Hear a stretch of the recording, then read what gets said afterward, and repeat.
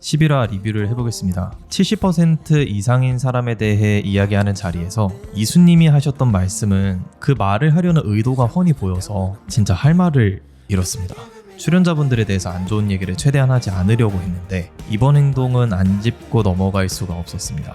10화에서 이수님이 민규님과 지영님이 단둘이 영화를 보고 있던 장면을 보고 표정이 싹 굳은 채로 옆에 앉아있으면서 전체적인 분위기 자체를 싸늘하게 만들었습니다. 그날의 민규님과 지영님은 누가 봐도 행복한 시간을 보내고 있었고 오늘 술집에서 70%에 대한 이야기를 하면서 그날의 지영님의 기억을 왜곡시키려 한다는 느낌을 받았습니다. 둘이 같이 식사도 하고 영화도 보면서 행복한 시간을 보냈겠지만 사실 그거 아니고 민규님은 나랑 더 큰 연결고리가 있어 라는 이러한 메시지를 전달하고 싶어 하는 것 같았습니다. 그렇지만 이수님이 말한 것들이 사실인가요? 그때 그 상황을 봤던 시청자들이라면 충분히 판단할 수 있을 것이라고 생각합니다. 민규님이 짜증나라고 했던 얘기는 그런 의도로 한 얘기가 아니었고 이수님이 그때 설레었고 민규님이 귀여워 보였다고 했는데 도저히 설레고 귀여움을 느끼는 사람으로 보이지는 않았습니다.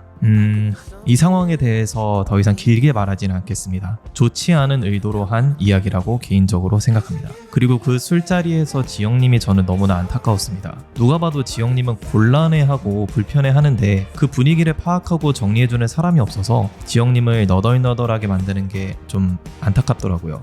이 자리에서 후시님이나 주민님이 있어야 했다라고 생각했습니다. 그래서 오늘 여행을 같이 가고 싶은 사람을 맞추는 장면에서 지영님이 결애님을 고르지 않을 것이라고 저는 확신을 했었습니다. 진심 어린 사과를 하셔서 매듭을 잘 지은 것은 사실이지만 그 이전의 상황에서 전원이 나갈 정도로 지영님은 힘든 상황이었고 여행에서조차 그 감정을 또 느끼고 싶지는 않았을 것이라고 생각합니다. 지영님이 연민이 많은 사람을 좋아한다고 하고 약한 게 예쁘다고 하였지만 사실 저는 그것이 위로의 말로 들렸습니다. 강해지려고 노력하는 지원님을 위로하고자 하는 것 같았습니다. 이 말이 위로의 의도가 아니라 정말 이러한 이유에서 사람에게 사랑에 빠진다면 결애님에게 끌렸어야 했고 오늘 상황으로 인해 마음이 갔어야 했다고 생각합니다. 오늘의 에피소드를 통해 지영님이 힘들어하는 사람들을 잘 캐치한다는 느낌을 받았습니다. 상처가 많으면 빨리 어른이 된다.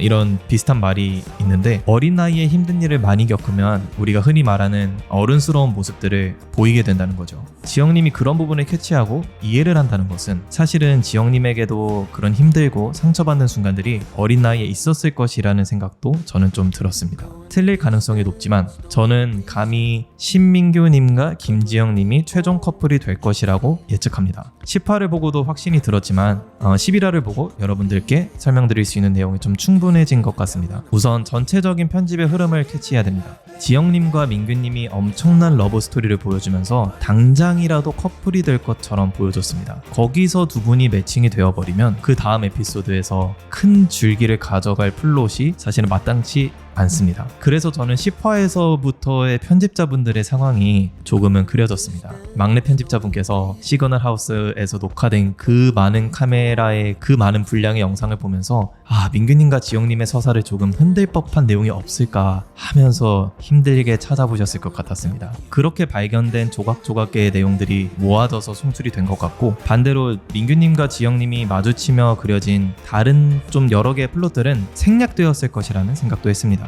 그 결과로 많은 시청자들이 민규님과 지영님이 매칭되지 않을 것 같다라는 마음을 느끼면서 동요하기도 하고 그러면서 정확히 제작진의 의도에 적중하는 것이죠. 제작진들이 민규님과 이수님의 스토리를 통해서 흔들려고는 하였지만 과연 정말 민규님의 마음이 흔들릴 법한 클립이 있었나요? 행동이 아니라 모두 이수님의 말뿐이었고 그 말조차도 이수님께서 어떻게 하시는지 11화를 통해서 낱낱이 보여줬습니다. 에버랜드 가는 자동차 안에서의 민규님과 이수님의 그 행동들이 무엇이냐 하실 수 있지만 대부분의 행동은 이수님께서 의도하셨던 것입니다. 핸드폰을 상대방 쪽으로 가져가면서 보여주지 않으니까 민규님이 다가가서 볼 수밖에 없었고 햇빛을 이렇게 가려달라고 하니까 민규님이 가려줬었던 것이죠. 그리고 민규님과 이수님의 알콩달콩한 순간이 단 하나의 클립조차 나오지 않았습니다. 하트 시그널은 시간 흐름으로 편집되기 때문에 아무리 회상 느낌으로 나중에 편집한다 하더라도 11화까지 아무런 내용이 없었다는 것은 실제로 아무런 내용이 없었다고 저는 생각합니다.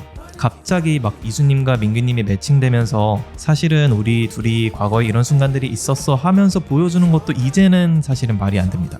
정말 강력한 힌트는 We're done입니다. 민규님의 성격상 그 사람에게 직접적으로 이런 얘기를 했다는 것은 정말 강력한 신호입니다. 그날의 이수님의 행동들을 보고 파악이 빠른 민규님은 이미 아니다라는 판단을 했을 것이고 명확하게 그때 표현을 했던 것이죠.